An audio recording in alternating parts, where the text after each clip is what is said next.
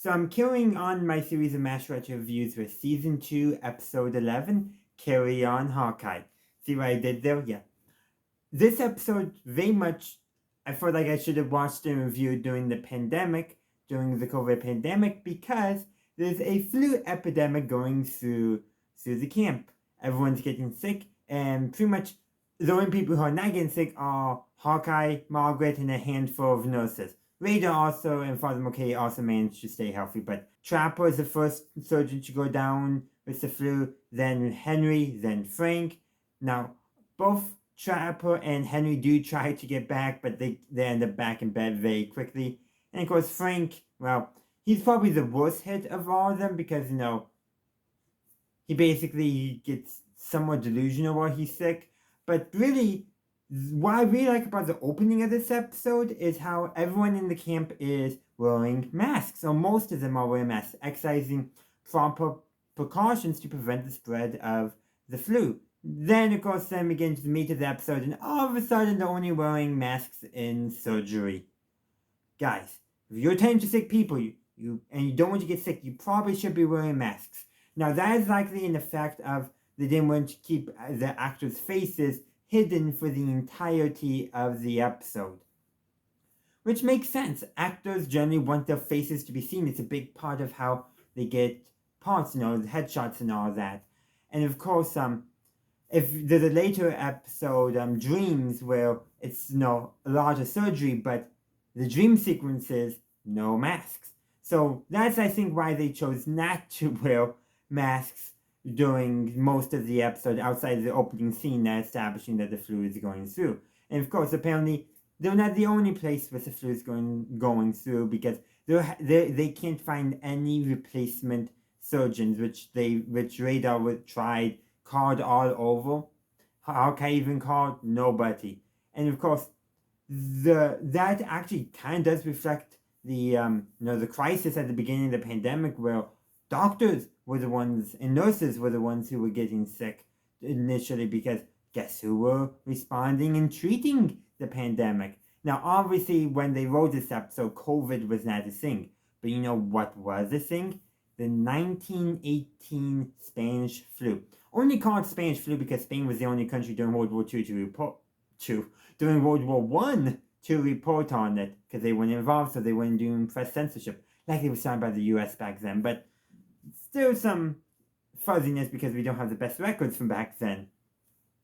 But the point is likely the authors were probably thinking of as a Spanish flu, or if I remember correctly, there was another flu pandemic in, I want to say, the early 70s. Now, or that might have been actually after this episode. But there was another flu pandemic between the Spanish flu and the COVID pandemic before the 90s, before the show went off the air, if I remember correctly.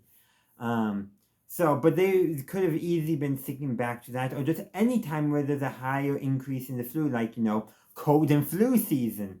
But this episode really does draw those parallels. The doctors are still, and nurses, well, Hawkeye and the nurses, because Hawkeye's the only doctor who is still healthy. But even by the end of the episode, he gets the flu, but he still carries on.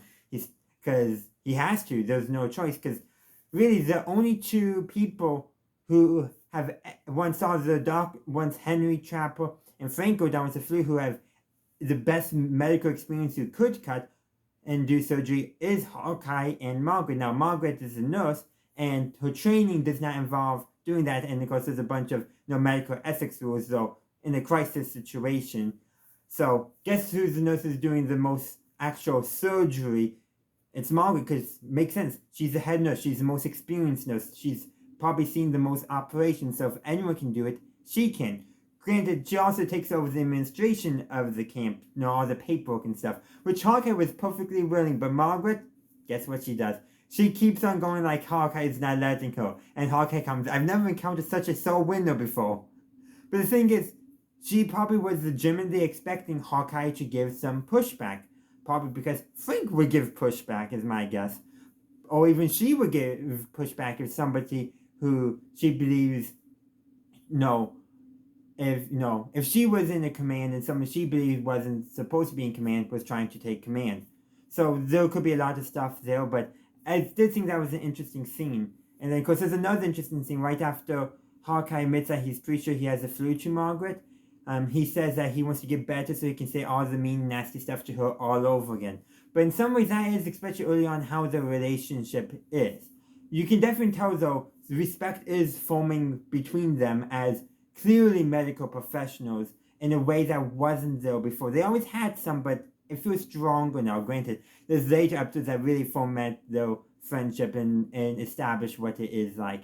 But there's one line where right after Hawkeye tasks Radar to scrub up so that way he can assist in just holding stuff and handing tools, medical instruments, he gives Margaret a compliment, and Margaret's response is, he's very sick. Like, she couldn't, like, the idea that Hawkeye was complimenting her for her basically her medical skills and all that was not something that she, at that time could see coming out of his mouth, given the fact that he's, always trying to flirt. And he's still trying to flirt when he's sick, given the fact that he's generally very dismissive of a lot of stuff, especially dismissive of Frank's medical skills. But the thing is, time will show again and again that Frank is not the most skilled surgeon out and the most skilled doctor.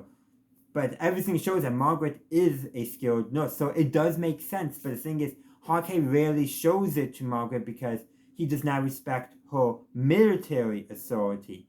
But this episode shows that he does respect her medical ethics and her medical skills and medical authority. Just, probably if not for the flu, he may not have admitted that, though that's getting into some speculation and stuff. But really, I do love this episode. I really love, while they don't tackle anything seriously, I love seeing the camp in that position, in a position where they still gotta do their job, patch up wounded soldiers, get them better, prevent them from having any, deaths.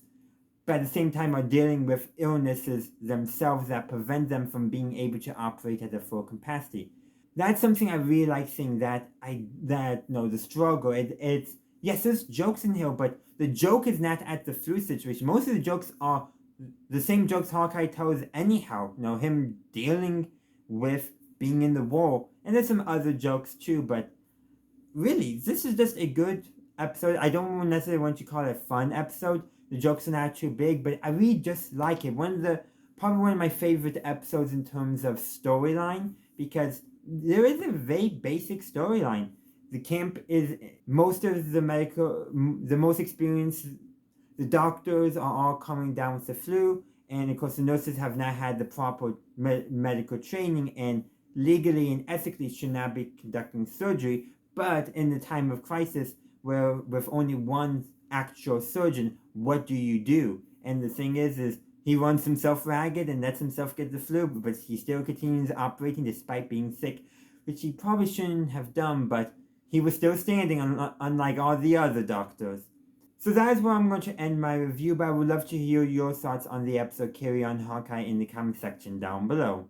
Thank you for watching my video. I do hope you enjoyed it. If you did, please be sure to give this video a like and share. Also, consider subscribing to my channel to stay up to date on all my latest content. In the meantime, thank you for watching, and as always, have a good day, a good night, wherever you are. May the force be with you, always.